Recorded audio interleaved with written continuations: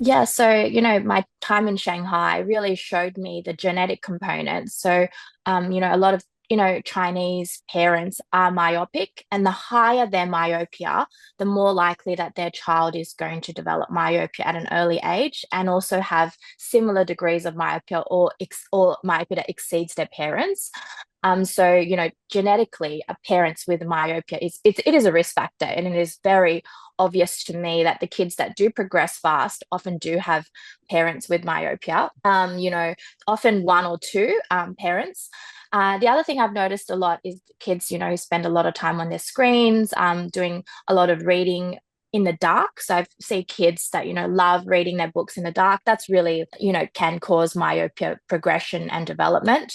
And also kids who just really don't go outside very much. They don't get natural sunlight. They're often indoors studying, tutoring, school.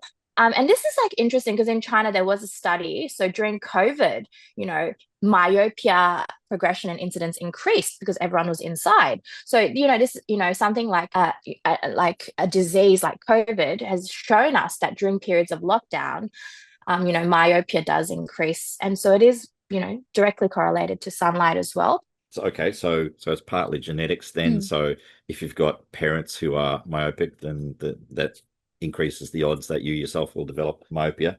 Do you think like the built environment that we live in plays a role? Because I'm thinking like in Australia, I think generally maybe we spend a lot more time outdoors than in some places, like maybe China. So how does that have a role, do you Absolutely. think?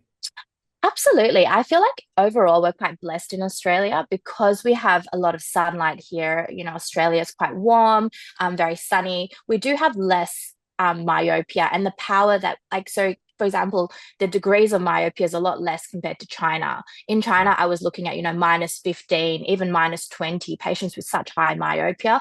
Whereas in Australia, to be a minus 8 is already quite high.